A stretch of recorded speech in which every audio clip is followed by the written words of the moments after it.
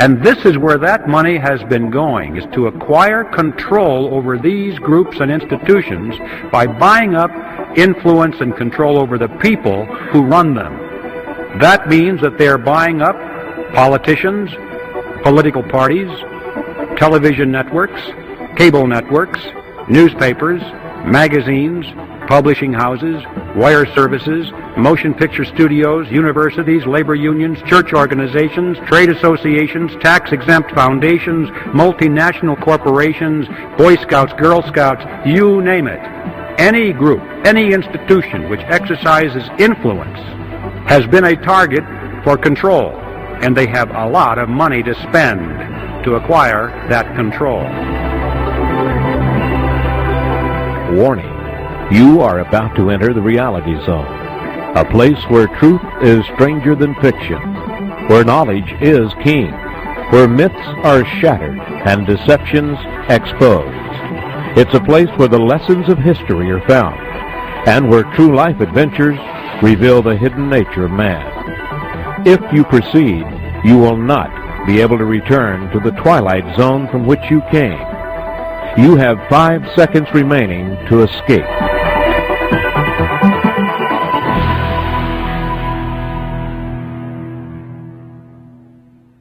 Welcome to the Reality Zone. I'm Ed Griffin. The program we are about to hear is taken from a recording of a presentation I made shortly after the publication of my book, The Creature from Jekyll Island, a second look at the Federal Reserve. It's embarrassing for me to have one of my own works as the very first program in the audio archive series. But the reason we're doing that is because at the conclusion of the book, I urged my readers to join the growing crusade to abolish the Fed. I said that if they contacted me, I would tell them about the tools they could use to help spread the word and become more effective in the battle. Well, much to my surprise and delight, thousands of them actually accepted my invitation, and they did write to me and volunteered for the crusade. But the embarrassing part was that I didn't have materials to keep my end of the bargain. The bottom line is that we couldn't wait any longer to get this program into production, because it's my hope that it will help to fill that void. And so here it is, as recorded live in Los Angeles, California, on November 18, 1994. My presentation on the Federal Reserve, The Creature from Jekyll Island.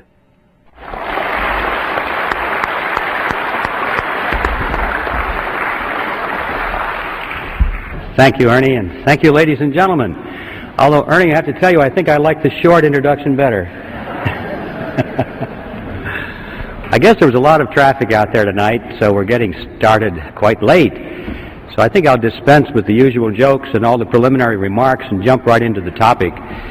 And to try and give it some kind of historical perspective, I'd like to go back to the 1st century B.C., to a tiny kingdom called Phrygia. It was in Phrygia that there was a philosopher by the name of Epictetus. And it was Epictetus who said, appearances are of 4 kinds. Things either are as they appear to be, or they neither are nor appear to be, or they are but do not appear to be, or they are not and yet appear to be.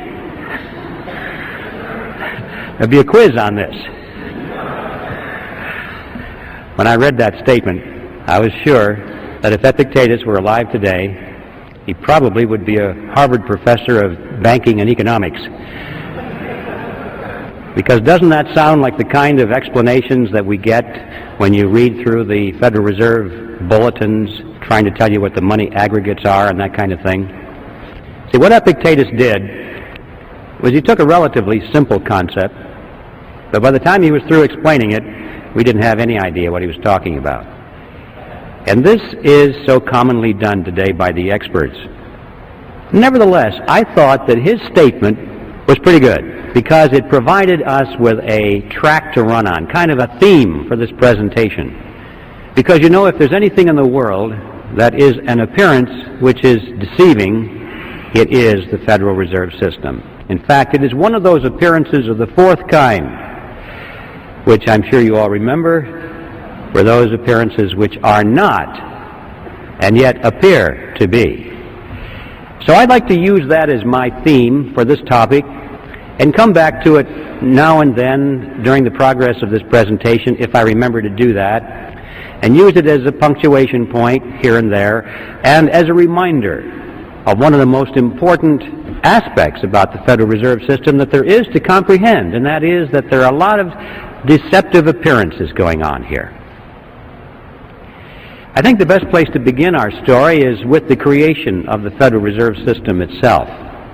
In fact, that takes us right to the reason for the title of the book, The Creature from Jekyll Island.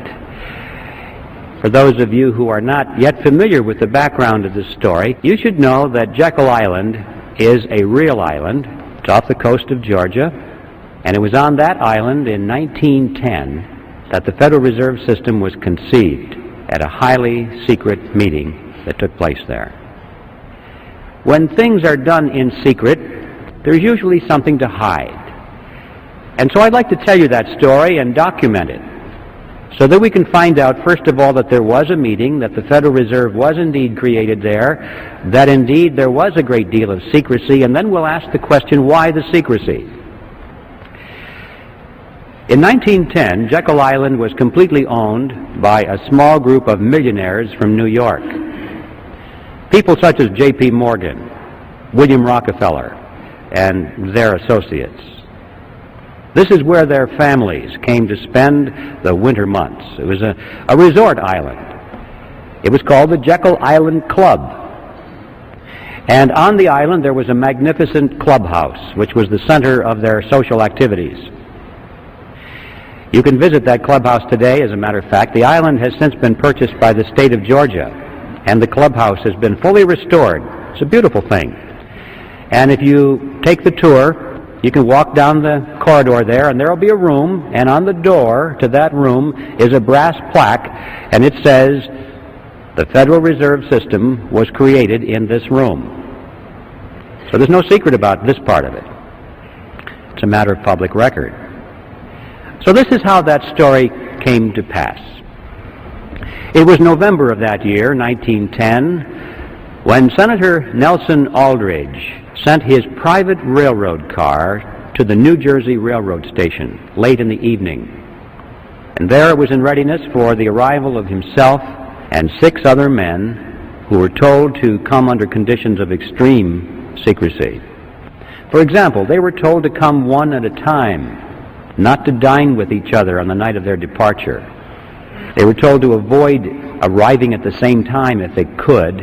If they should happen to show up at the same time, they were instructed to pretend not to even know each other. They had to avoid newspaper reporters because they were well-known people, and newspaper reporters often frequented the railroad station. Had they been seen, questions would have been asked, especially if several of them had been seen together. One of the men carried a shotgun in a big black case, so that if he had been asked where he was going, he was prepared to say that he was going on a duck hunting trip. The interesting thing about that is that we find out from his biography that this man never fired a gun in his life. He didn't even own one. He borrowed that shotgun just for the purpose of deception and camouflage. Even after they got on board this private railroad car, this pattern continued. They were instructed to use their first names only, to avoid last names. And a couple of them even abandoned their first names and chose code names. The reason for that was so that the servants on board the train would not know who these men were, because they were afraid if the servants had talked about it, word had leaked out in that fashion, then the purpose of the meeting could have been defeated. So absolute secrecy was essential all the way up and down the line. The private railroad car traveled for 2 nights and a day on a 1,000-mile journey to the south. And when they awoke the second morning, the car was on the siding at Brunswick, Georgia. There they took a ferry boat across the inland strait to Jekyll Island, then to the clubhouse. And for the next 9 days, they sat around a table and they hammered out all of the important details of what eventually became the Federal Reserve System. When they were done, they went back to New York. And for quite a few years after that, they denied that such a meeting ever took place. It wasn't until after the Federal Reserve System was firmly established that only then did they begin to talk openly about their meeting and what they accomplished there.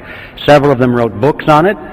One of them wrote a magazine article, and they gave interviews to newspaper reporters. And so now, many years later, it's possible for us to go back to the public record and discover in minute detail exactly what happened on Jekyll Island in 1910. Now, who were these 7 men? The first one I've already mentioned, Senator Nelson Aldrich. He was the fellow that owned the private railroad car. He was the Republican whip in the Senate. He was chairman of the National Monetary Commission, which was that special committee of Congress created to make a recommendation for legislative reform. Banking reform, they called it. They wanted to reform banking in America because the American people were very concerned over the concentration of financial power into the hands of a small group of banks and investment firms in New York on Wall Street. That is what they called the money trust. That was a popular phrase. In fact, quite a few politicians had been successfully elected to office on their campaign promise to break the grip of the money trust. And that was one of the primary purposes of the National Monetary Commission, of which Senator Aldrich was chairman. He was also a business associate of J.P. Morgan. He was the father-in-law of John D. Rockefeller, Jr., which means, of course, that eventually he became the grandfather of Nelson Rockefeller, our former vice president. Remember, his full name was Nelson Aldrich Rockefeller, so he derived his middle name from his famous grandfather. The second man at the meeting was Abraham Piatt Andrew, Assistant Secretary of the Treasury. Later, he became a congressman, and throughout his career, he was very important in banking circles. The third man there was Frank Vanderlip, president of the National City Bank of New York, the largest and most powerful of all the banks in America, representing the financial interests of William Rockefeller and the international investment firm of Kuhn, Loeb and Company. Henry Davison was there. He was the senior partner of the J.P. Morgan Company. Charles Norton was there, president of the First National Bank of New York, another one of the giants. Also, there was Benjamin Strong, head of J.P. Morgan's Bankers Trust Company. And incidentally, Benjamin Strong, 3 years later, when the Federal Reserve Act was finally passed, he became the first head of the Federal Reserve System. And finally, last but certainly not least, Paul Warburg was there, probably the most important man because of his knowledge of banking in Europe. Warburg was born in Germany, eventually became a naturalized American citizen. He was a partner in Kuhn, Loeb and Company. But he was also a representative of the Rothschild banking dynasty in England and France. And throughout his whole banking career, he maintained close business liaison with his brother, Max Warburg, who was head of the Warburg Banking Consortium in Germany and the Netherlands. Paul Warburg was one of the wealthiest men in the world. But those are the 7 men on Jekyll Island.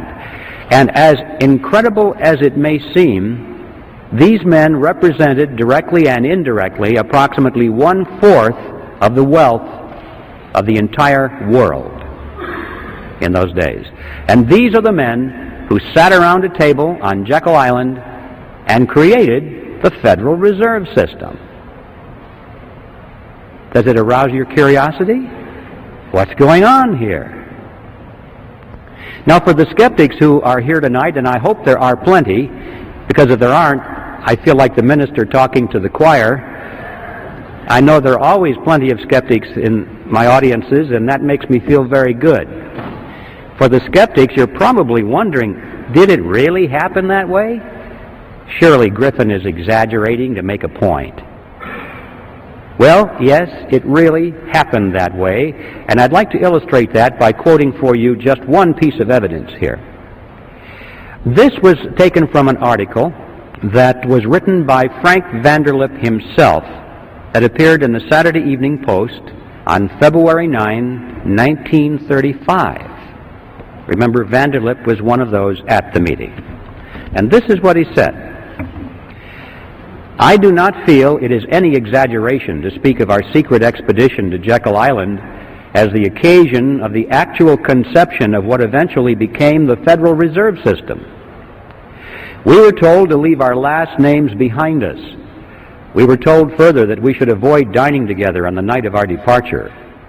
We were instructed to come one at a time and as unobtrusively as possible to the railroad terminal on the New Jersey littoral of the Hudson, where Senator Aldrich's private car would be in readiness attached to the rear end of a train to the south. Once aboard the private car, we began to observe the taboo that had been fixed on last names. We addressed one another as Ben, Paul, Nelson, and Abe. Davison and I adopted even deeper disguises, abandoning our first names. On the theory that we were always right, he became Wilbur and I became Orville, after those two aviation pioneers, the Wright brothers. The servants and train crew may have known the identities of one or two of us, but they did not know all. And it was the names of all printed together that would have made our mysterious journey significant in Washington, in Wall Street, even in London. Discovery, we knew, simply must not happen. Well, why? Why the secrecy? What's the big deal here? What's wrong with a group of bankers going to a private location and discussing banking or banking legislation? And the answer to that is provided by Vanderlip himself in the same article. He said, if it were to be exposed publicly that our particular group had got together and written a banking bill, that bill would have no chance whatever of passage by Congress. Why not? Because the purpose of the bill was to break the grip of the money trust. And ladies and gentlemen, it was written by the money trust. It's as simple as that. Had the public been aware of that fact, at the beginning we would never have had a Federal Reserve System. That was like asking the fox to build the hen house and install the security system. Absolute secrecy was essential for that reason. Congress would never have gone for it. The public would never have gone for it. So there we're face to face with a very important fact about the Federal Reserve System that is not generally known today. It certainly wasn't known then. And that it was formed in secrecy because there was deception at work here. But there's more to it than that. Much, much more. Analyze for a moment the composition of that group. Doesn't it seem strange to you that these men were all together? Here we had the Morgans, the Rockefellers, Kuhn Loeb and Company, the Rothschilds, the Warburgs, all sitting around a table here, coming to an agreement. Anything strange about that mixture? Well, ladies and gentlemen, these were competitors. What's going on here? Competitors sitting around, coming to an agreement. These were the giants in the investment field, which prior to this period were beating their heads against each other, blood all over the battlefields, fighting for dominance in the financial markets of the world, not only in New York, but Paris and London, everywhere. And they're coming to an agreement of some kind. This is an extremely important fact that is generally overlooked, because it happened precisely at that point in American history, which is sometimes described in our history books as the period of the dawning of the cartel. This was that point in American history when a major ideological transition was taking place in business. Big businesses which had grown to great power and size and prosperity through the process of free enterprise competition, which is what made this nation great and allowed us to surpass the old world. The first draft of the Federal Reserve Act was called the Aldrich Bill because it was sponsored by Senator Aldrich, and Paul Warburg warned him against that. He said, Nelson, if you put your name on this bill, it's going to be voted down in Congress because you're so clearly identified with big business interests. And Warburg was right. Congress put thumbs down on it. The bill of the big bankers. Well, it was a minor setback. They took their bill, they scrambled the paragraphs around a little bit, took Aldrich's name off of it, and found a couple of Democrats to sponsor the bill. Now, this was different because everybody knew that the Republicans represented big business. But they also knew that the Democrats, on the other hand, represented the common man, the working man, the fellow on the assembly line, like Ted Kennedy.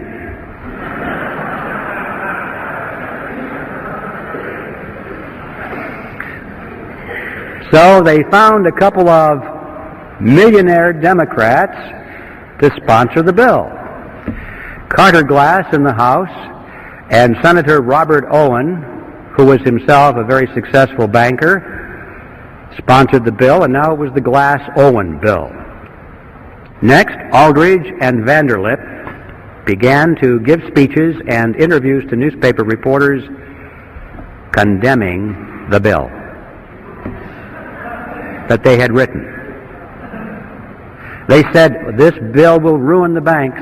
It'll be terrible for the nation. And of course, by the time that got into the newspapers and the average person read that, they were saying, golly, the big bankers don't like this bill very much. It must be pretty good. You have to give these fellows credit. They weren't stupid. They didn't get to be where they were by being country bumpkins. They understood mass psychology, they understood politics, and they played their cards exceedingly well. Meanwhile, these same individuals were, out of their own pockets, financing so-called grassroots study clubs that were springing up all over the country, holding public meetings, printing and distributing pamphlets extolling the virtues of the Federal Reserve Act. They gave huge amounts of money to some of our better-known universities in America, established new departments of economics, handpicked their own people to be the professors to chair those departments. And then those professors began to give speeches and write scholarly essays about how wonderful the Federal Reserve System was. And then, at the insistence of Paul Warburg, they added a few excellent provisions to the bill, provisions which seriously restricted the ability of the Federal Reserve System to create money out of nothing. And Warburg's associates said to him, Paul, what are you doing? We don't want that in our bill. And his reply was classic. He said, relax, fellas, don't you get it? Our object is to get the bill passed. We can fix it up later. It was because of those provisions that they won over the support at long last of William Jennings Bryan, who was the head of the populist movement. He had opposed this bill from the beginning. But when he saw those excellent provisions in there, he said, oh, well, I guess now I can support this bill. And with his collapse of opposition, the road was now clear. And everybody was for, almost everyone, except a few lone voices, was for the Federal Reserve. And indeed, they did fix it up later. Since the Federal Reserve Bill was passed, it has been amended over 100 times. And every one of those excellent provisions were long ago removed, and many more have been added, which greatly expanded the power and reach of the Federal Reserve System. And so with this professional, brilliant strategy and deception, it is no surprise that eventually the public and Congress was solidly for the Federal Reserve System. And the bill was passed on December 22nd, 1913, and the creature from Jekyll Island finally moved into Washington, D.C. I'd like to focus for a moment on what are the objectives of the Federal Reserve System, because we're told that the purpose of the Fed is to stabilize the economy and to put an end to chaotic banking. One of the more popular textbooks used in our colleges and junior colleges today is a textbook on economics written by Paul Samuelson. And here's what he says. He says the Federal Reserve sprang from the panic of 1907 with its alarming epidemic of bank failures. The country was fed up once and for all with the anarchy of unstable private banking. Well, that's what he said, and that's what the students are learning. Let's not challenge that for the moment. Let's just take it at face value, because this is the official doctrine, isn't it? The purpose of the Fed is to stabilize the economy and to protect the people. That's why they're raising our interest rates right now. That's what Greenspan says. Why is he doing this? To help people, right? To stabilize the economy so we won't have massive inflation. It's for you folks that he's doing this. See? That's what he says. And if you're trying to figure it out on the basis of these official pronouncements, you'll never get it. Let's just take this official pronouncement at face value for a moment and see how well it's doing. Let's give it a report card. Since the Federal Reserve was created, it has presided over the crashes of 1921 and 1929, the Great Depression of 29 through 39, recessions in the years 53, 57, 69, 75, and 81, a stock market Black Monday in 87. We all know that corporate debt is soaring, personal debt is greater than ever, both business and personal bankruptcies are at an all-time high.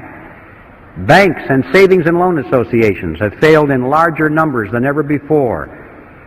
Interest on the national debt is consuming half of our tax dollars. Heavy industry has all been but replaced by overseas competitors. We're facing an international trade deficit for the first time in our history. 75% of downtown Los Angeles and other metropolitan areas is now owned by foreigners, and over half of the nation now officially is in a state of recession. Now that's the report card of the Federal Reserve System after 80 years of stabilizing our economy. I don't think it's even controversial to say that it has failed to meet its stated objectives. The only controversial issue is, why has it failed? And my answer is, because those have never been its true objectives.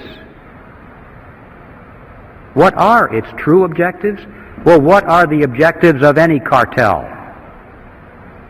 To enhance the profit margins of the members of the cartel and to stabilize their position in the market. If we hold that in mind, now we get a different picture folding before us. Now they're not failing at all. They're succeeding. There were three objectives that the bankers had, the ones on Jekyll Island. They had three objectives in 1910 through 1913 that they wanted the Federal Reserve System to accomplish for them, and they were very verbose on the topic. And here they are. They said first they wanted to stop the erosion of their power away from New York. That's right. Exactly the opposite of what the Federal Reserve System was supposed to accomplish. That's what they wanted. This is a good point to mention that when we talk about the cartel, I'm not talking about the small banks that are struggling for survival under the Federal Reserve System. Remember, John D. Rockefeller said competition is a sin.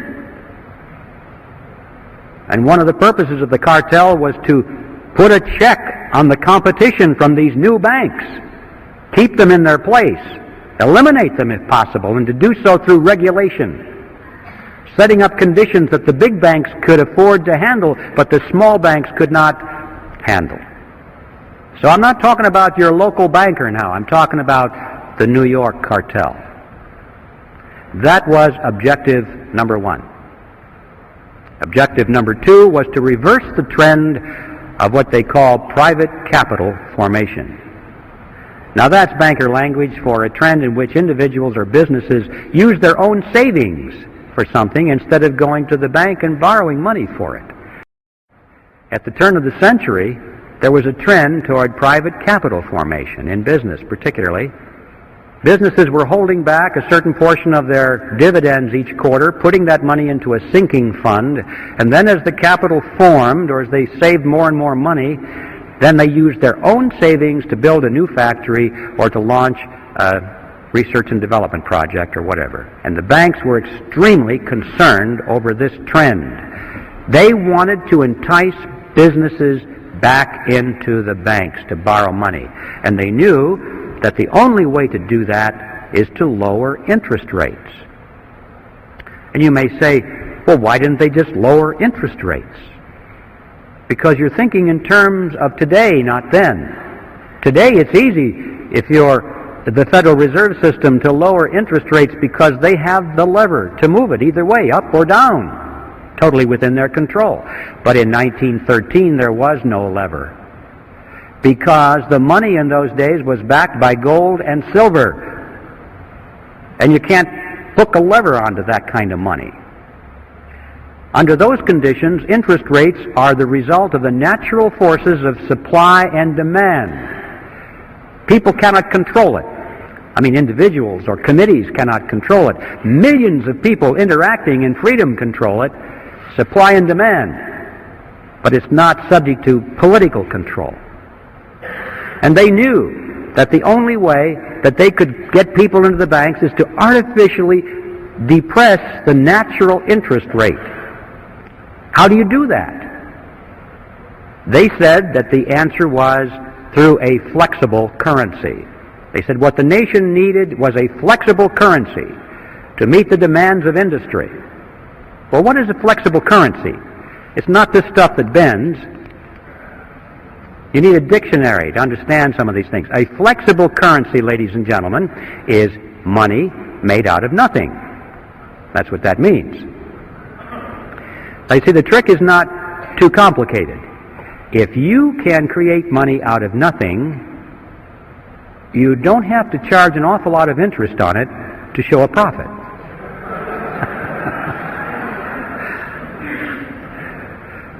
So, with a flexible currency, they could lower the interest rates below the natural level, still make plenty of profit on it, and entice the businessmen back into the banks. So the goal was a flexible currency. That was objective number 2, and objective number 3 was to pass on the inevitable losses of the banks, pass them on to the taxpayers in the name of protecting the people. Now, those are the true objectives of the Federal Reserve. Let's now issue another report card and see how well it did. Did it keep control with the larger banks in New York? And the answer is yes. We have big banks in the West and in the South, but they are nothing compared to these mega banks in New York, which stride the world with offices in Peking and Moscow and Africa, everywhere. The big banks continue to dominate. It gets an A on its report card for retaining control in New York. What about reversing the trend toward private capital formation? Boy, did it ever. Interest rates have been pushed down over periods of time. They're so attractive that individuals and corporations thought they were crazy not to take advantage of those low interest rates. Why save your money? That's stupid. So they were all enticed into the banks because of a flexible currency. And then, of course, they get loaned up to the eyebrows and something happens in the economy and you can't service your debt anymore, you go bankrupt. Right now, there are many corporations and individuals just hanging in there by the skin of their teeth because they're trying to service their debt.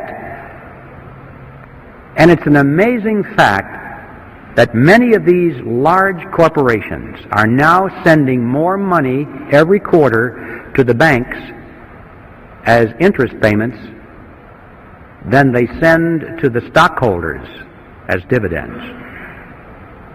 Just think about that. The banks who made the money out of nothing are making more money out of large segments of our industry than the people who worked for their money, saved their money, invested their money, risked their money to purchase ownership shares in those corporations. And the Federal Reserve System gets an A on its report card because, indeed, with flexible currency, it reversed the trend toward private capital formation. Were they able to pass along their losses to the taxpayer in the name of protecting the people?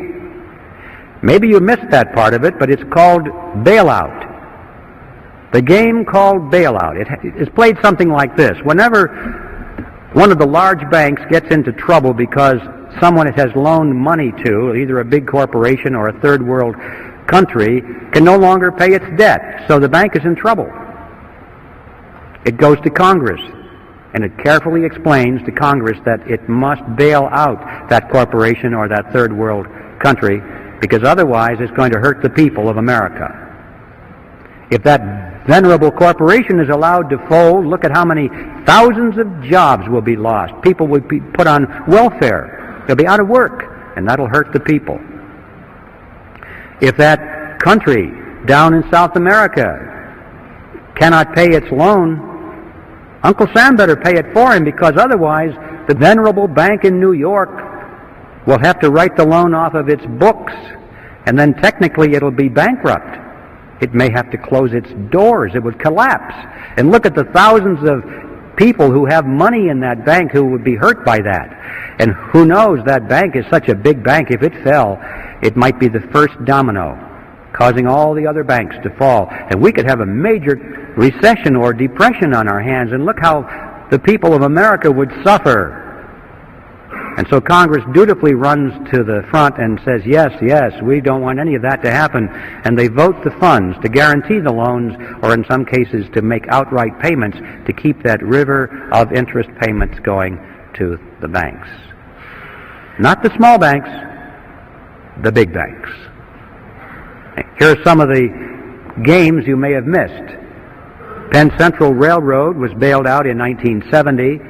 Lockheed Corporation also in 1970, Commonwealth Bank of Detroit in 1972, New York City in 1975, Chrysler Corporation in 1978, First Pennsylvania Bank in 1980, Continental Illinois, the largest of the banks so far, in 1982, and all of those countries in the third world who can no longer make their interest payments are now making their payments because they got the money from the International Monetary Fund and the World Bank, which got it from the Federal Reserve System, which got it from you and me through the Mandrake mechanism. And my final topic before I reach the conclusion is one that I think you'll find interesting, and that is usury.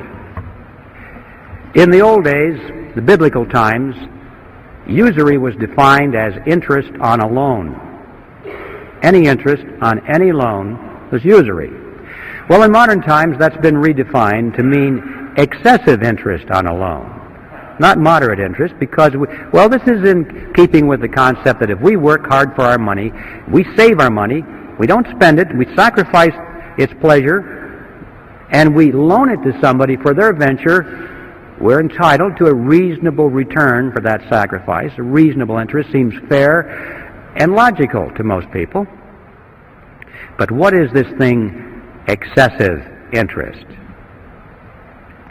Thomas Edison said, people who will not turn a shovelful of dirt on the project, nor contribute a pound of materials, will collect more money than will the people who will supply all the materials and do all the work.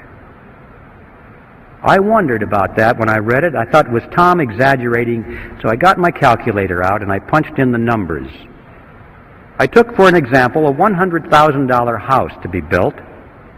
I assumed that $30,000 was going to go for the land and the architect's fees and the permits, that $70,000 would go for the actual construction of the house, the labor and the materials.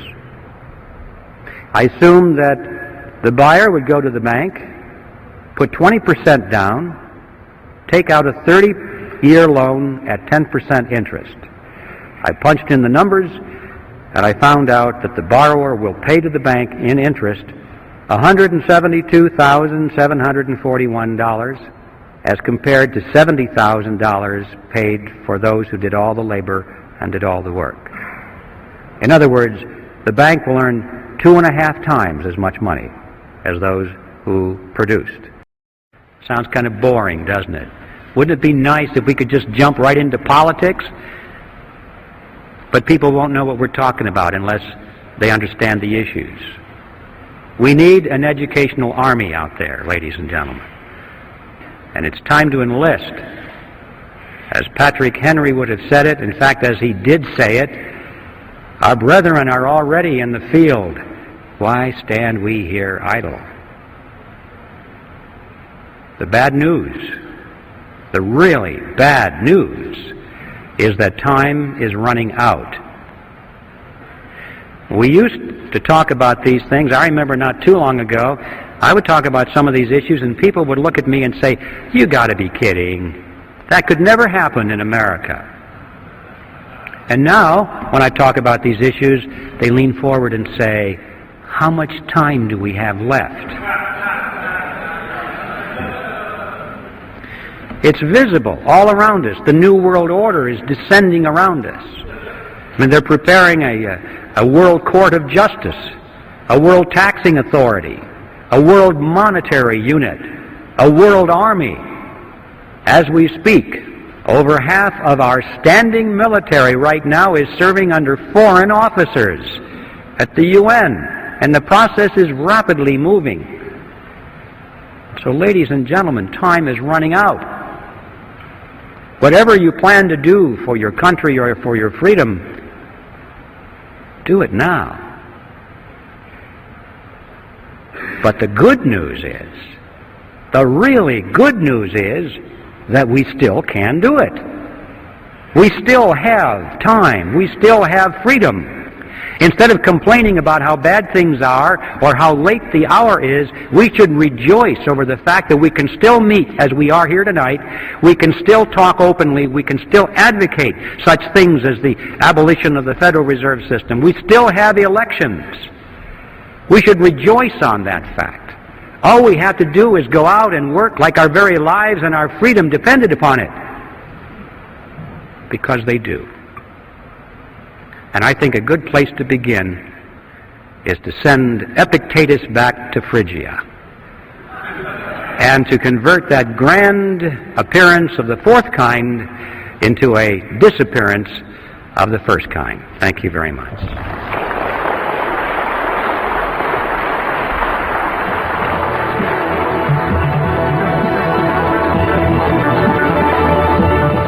This program is from the audio archives of the Reality Zone.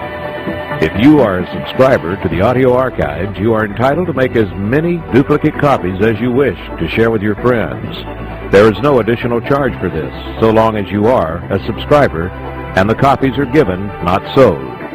If you would like to become a subscriber, visit our website at www.realityzone.com or call our toll-free number, 800-595-6596.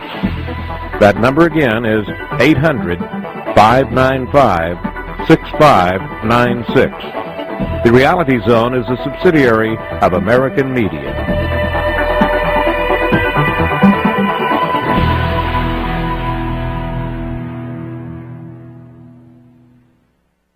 For information regarding how to obtain a copy of the book upon which this program was based, call the Reality Zone at our toll-free number and ask for product information.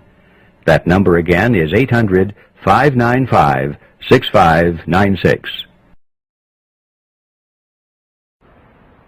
What are the consequences of this? This money that is created out of nothing goes out into the economy, and these new dollars dilute the value of the old dollars that were already out there. It's like pouring water into the pot of soup. It dilutes the soup. When you pour all these new dollars into the economic pot, it dilutes the dollars that are there, and so prices start going up and up and up, and we have this phenomenon of inflation, which is the appearance of rising prices. I emphasize the word appearance because in reality prices do not rise. What's really happening is that the value of the dollar is going down. If we had a money which was based on gold or silver or anything else that had intrinsic tangible value that they couldn't just create out of nothing, you would find that prices would remain stable over a long period of time. And to illustrate that point, it's interesting to know that if we had lived in ancient Rome, we would have been able, with a 1-ounce gold coin, to buy a very fine toga, a handcrafted belt, and a pair of sandals. Well, today, what can we buy with a 1-ounce gold coin? We can go into any men's store and buy a very fine suit, a handcrafted belt, and a pair of shoes. The real price of those items hasn't changed in thousands of years when expressed in terms of real money. But when expressed in terms of those paper things we carry around, Federal Reserve notes, we call them dollars, they're not, they're Federal Reserve notes, they buy less and less and less because there are more and more and more of them being pushed into the economic pot of soup. We're still not done with the analysis. So we lost some purchasing power. Where did it go? Did anybody get it? People don't ask the question, did somebody get my lost purchasing power? It's as though, well, it just evaporated. It went up into heaven or someplace. It's just gone. No. For every loser, there is a winner. Somebody got your lost purchasing power. Who? Let's track it. Those people who got the lost purchasing power were the ones who were right at the point where the new money was injected into the pot. Because they got their hands on it first, and at that point it had full value. But by the time they spent it and gave it to the next person, and then they spent it and it started moving out toward the edge of the pot where most of us are, then it lost its value. But the ones up at the nozzle were the ones that had gained on our lost purchasing power. Who are they? Well, it's clear that the government is number one, isn't it? Because that first check, that $1 billion check that we tracked, went to the government, number one. They got it first. What about the money created on the banking side of the partnership? Who got that first? Well, the borrowers, didn't they? The ones that lined up at that window. That was the nozzle.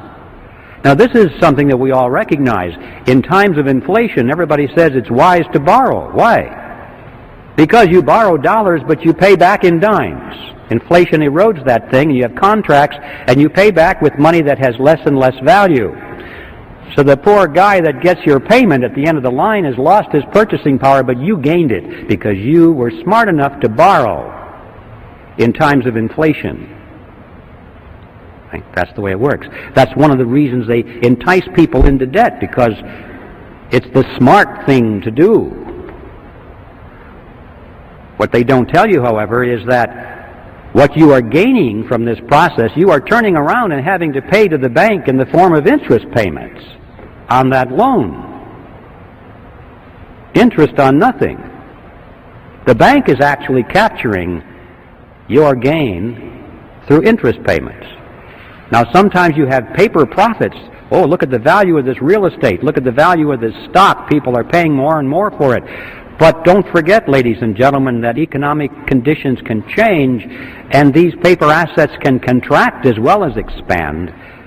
And when the economy does contract, as usually it does, always does, then people are wiped out. They don't realize that the boom-bust cycles that we have had since the creation of this Federal Reserve mechanism is like a sawtooth.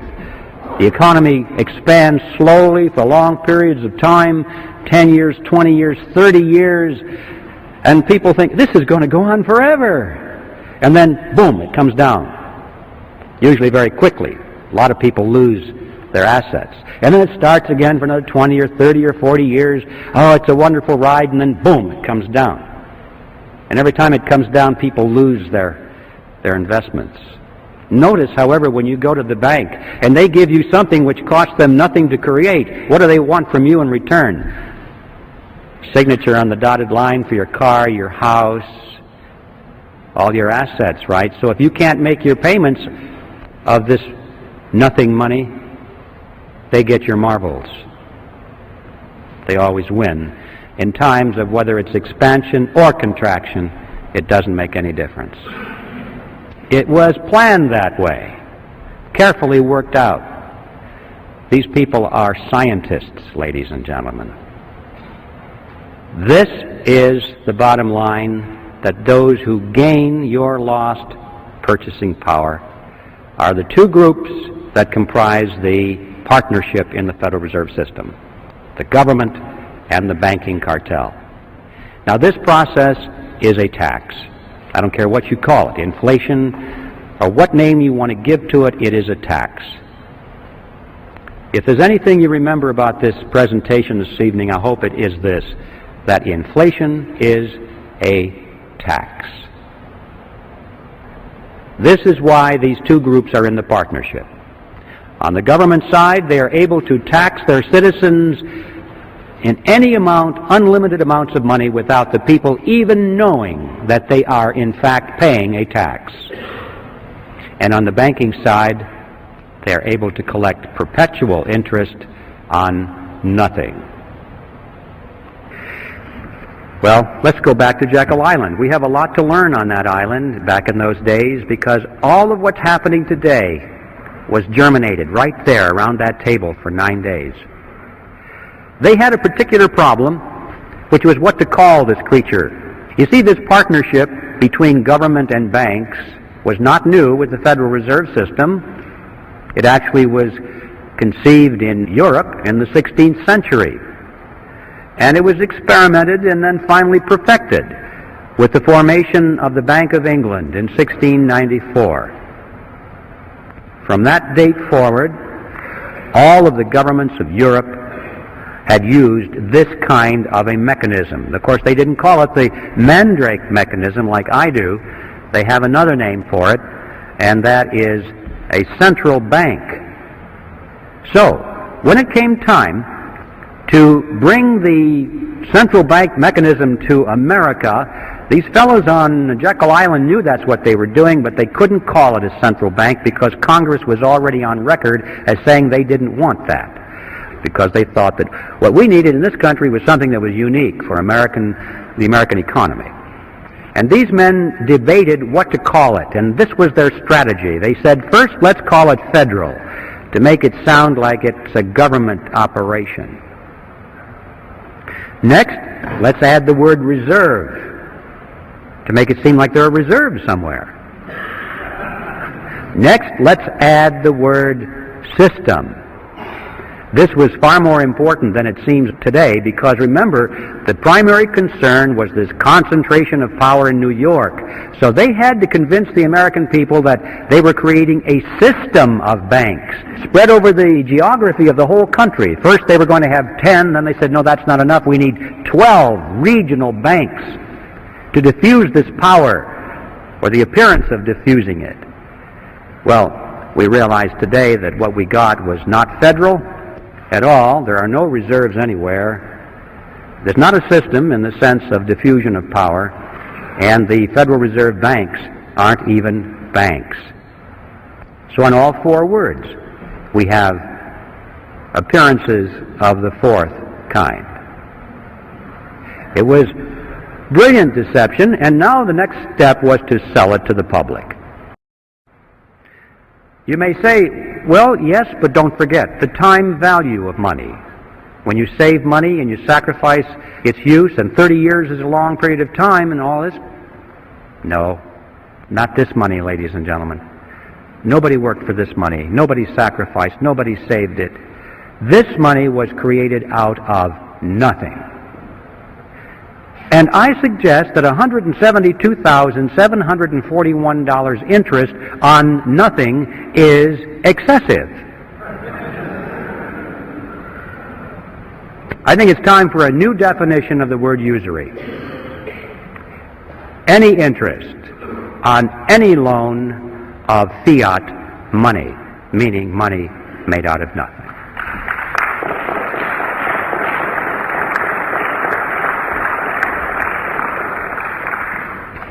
Now, this example of a $100,000 house, I should point out to you, is a grain of sand in the Sahara. This is nothing. You have to multiply this process by every house in America, by every hotel in America, every high-rise office building in America, every jet airplane, every automobile, every factory, every warehouse full of materials, every farm building, all the farm equipment.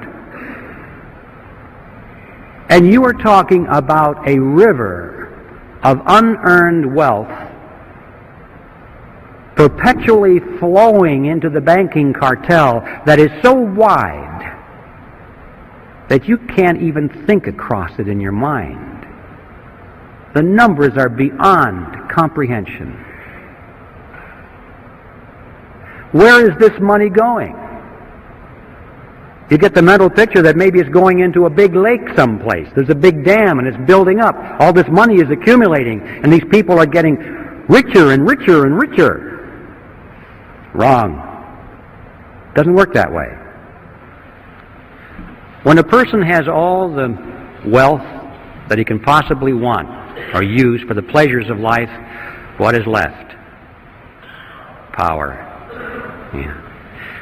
Ladies and gentlemen, they're spending this money, this river of wealth is being used to acquire power over you and me and our children.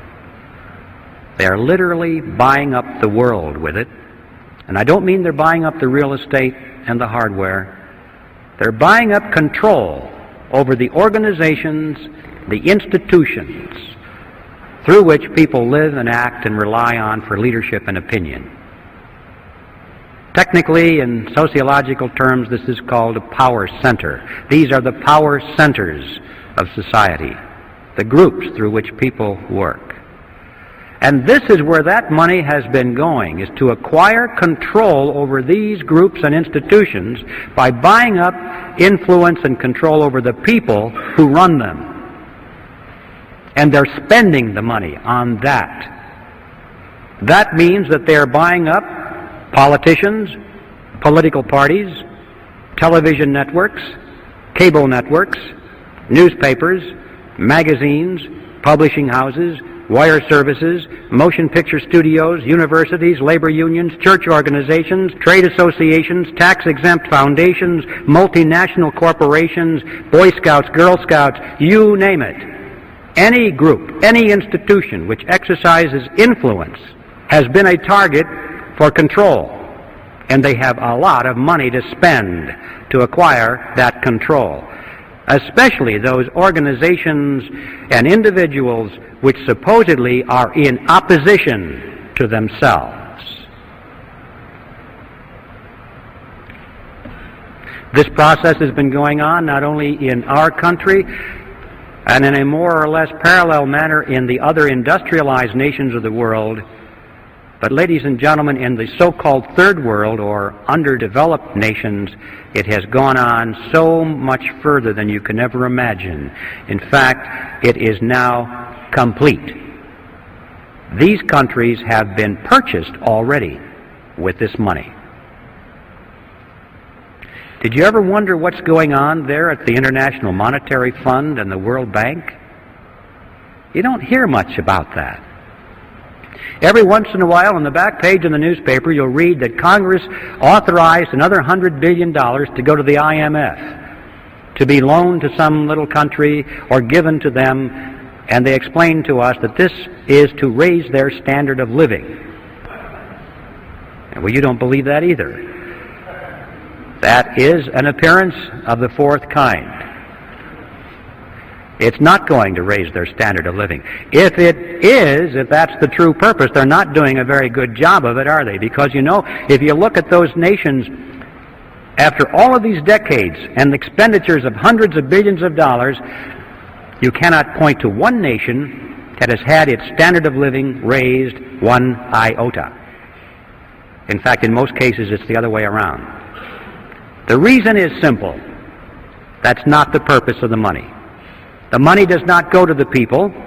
It does not go to the businesses in those countries, which might have a chance of raising the standard of living. It goes to the politicians in those countries, to the governments.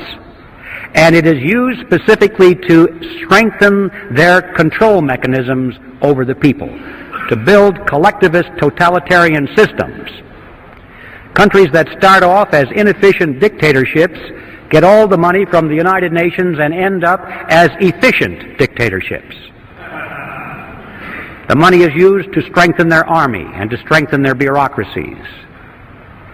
These people, for the most part, couldn't care less about the standard of living of their subjects, so long as they live well, so long as they have their mansions and their yachts and their jet aircraft and their trips to New York, to the United Nations, and their suites at the Waldorf Astoria. Ideology means nothing to them. Socialism, communism, capitalism, fascism, what does it matter? Where's the money? This is it. And we're now dealing with second and third generation welfare families here. You know how hard it is to break a welfare family in our own country after the second and third generation. We have governments around the world that are now second and third generation welfare to the UN. There's not a chance in the world they're going to break away from that money. They wouldn't know how to operate any other way. It's a way of life. They're addicted. And they now are in place in the New World Order, where they're just waiting for you and me to show up. In fact, that's the other side of this. Not only has this transfer of wealth from America to the Third World not raised their standard of living, but it has indeed helped to lower ours. And that, too, was part of the plan. In many ways, they're trying just to waste money, to reduce our standard of living.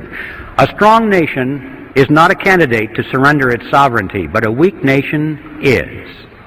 If America can be brought to her knees, if she can be hungry, if she can be filled with despair, if there can be riots in her streets, and she doesn't know where to turn, then she perhaps will willingly accept totalitarian measures from a United Nations peacekeeping force. The Blue Helmets might even be welcomed. Or rescue with an international monetary unit that has purchasing power for a while. This is how it's being played out, ladies and gentlemen. And so I want to just conclude by saying that the name of the game is not wealth. It is power. So what are we going to do about this? Well, it's obvious. We have to slay the creature. Obviously, that's a starting point. We can't allow this creature to continue. It has to be eliminated. But how are you going to do that?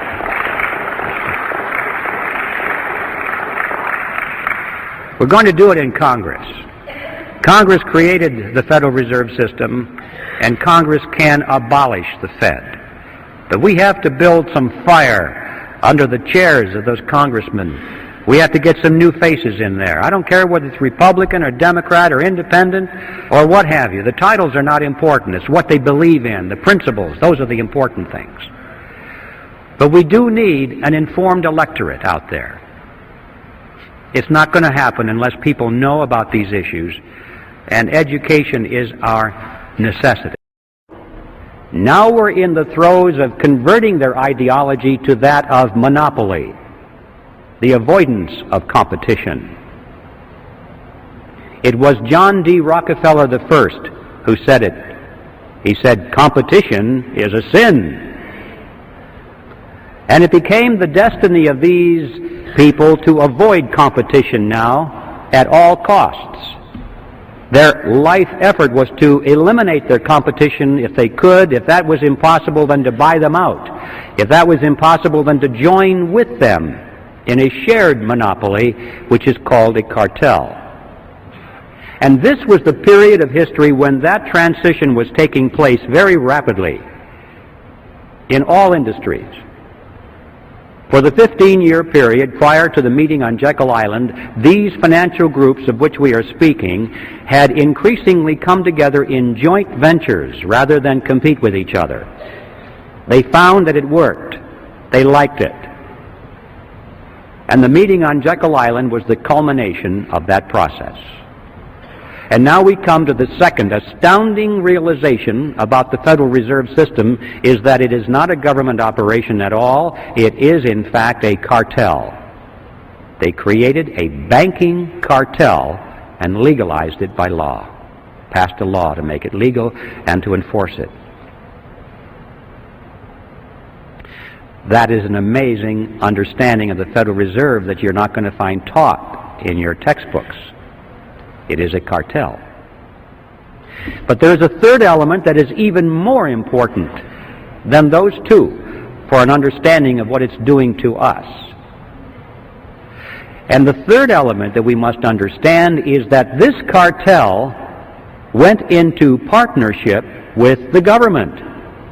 Cartels often do that to enforce their cartel agreements, but in this case they did it in spades.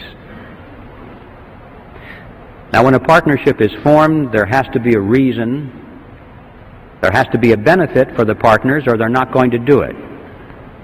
So it's a legitimate area of inquiry for us to know and to ask, what's the payoff to these partners? Why did they do that? Why is the government in it?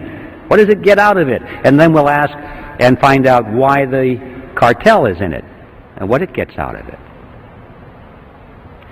In order to see how that functions, we must examine now the mechanism by which the Federal Reserve System creates money. How does money come into being in our country? I call it the Mandrake mechanism, named after that comic book character of the 40s, Mandrake the magician. Before I go into this, I need to warn you folks about one thing. Don't try and make sense out of this, because it doesn't make sense. It's not supposed to make sense. Just remember that this is your good old-fashioned scam, and you'll be able to understand it pretty well. Furthermore, I want to tell you that I'm going to make this sound very simple, because I'm stripping out of it all of the banker language and all of the accounting terminology, and I'll speak it as best I can in plain old English. But I can assure you, even though it may sound like it's ridiculously simple, can assure you that every part of this is 100% accurate from a technical point of view. So this is how it works. It starts with the government side of the partnership. It starts, in fact, in Congress. Congress needs money, a lot of money, far more than its income. Taxes only make up a small percentage of what Congress spends. Well, how can they spend more than they take in revenue? Here's how it works. Congress, let's say, needs $1 billion for today's expenditures. So they go down to the Treasury and they ask for the money. And the Treasury official says, you guys have got to be kidding. We don't have any money here. You spent it all back in February or March. Everything we took in taxes is gone. Not to worry, they say. Together they walk further down the street to the Federal Reserve Building. Now the Fed has been waiting for them, because that's one of the reasons it was created. They walk in, and the officer at the Federal Reserve opens up his desk drawer, pulls out a big checkbook, and he writes a check to the United States Treasury for $1 billion, and signs it and gives it to the Treasury official. Now we need to ask a question at this juncture. Who put that $1 billion into the checking account at the Federal Reserve so that they could lend it or give it to the government? Where did that money come from? And the amazing answer is, there is no money. In fact, technically, there isn't even a checking account. There's just a checkbook.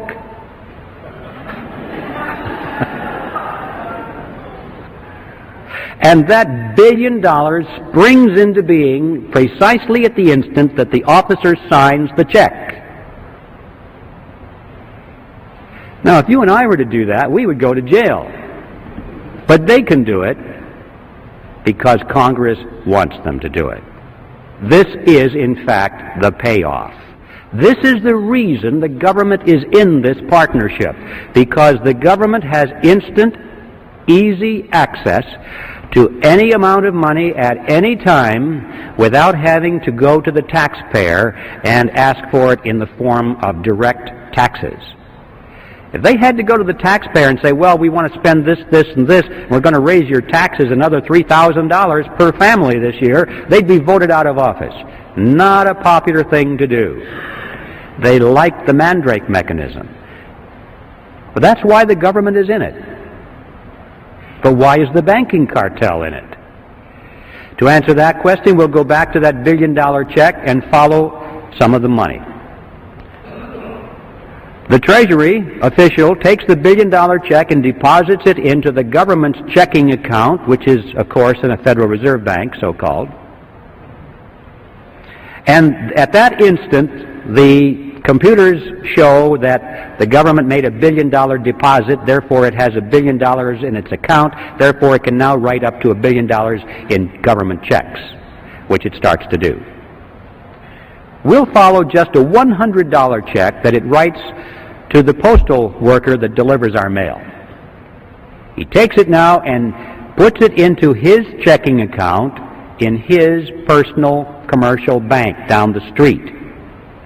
Now the money is finally out of the Federal Reserve Bank, so-called, out of the government side of this partnership, and it's finally into the banking side, commercial bank.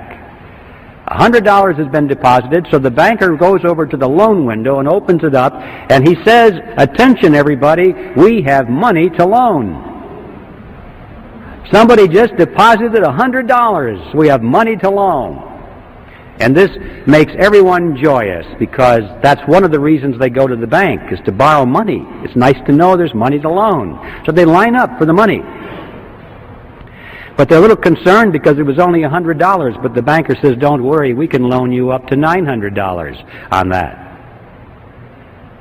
How is that possible? How can the banks loan $900 when there's only $100 in deposit? Well, it works like this. The Federal Reserve System says that the banks must keep no less than 10% of their deposits in reserve. The bottom line is that the $100 that was deposited there is 10% of $1,000, therefore the bank can loan up to $900, which is the difference. Now, where did that money come from? The answer is the same. There was no money. That springs into being at precisely the point at which the loan is made. Now, let's analyze it. An important difference here between these two functions. The money that was created out of nothing and given to the government was spent by the government for its projects. On the other hand, the money that was created out of nothing for the banks, they didn't spend that for their projects. They loaned it to us for our projects. But they collect interest on that loan. So the bottom line is that they collect interest on nothing, which is not too shabby. This is why the banking cartel is in the partnership, because all of this becomes legal. Interest on nothing.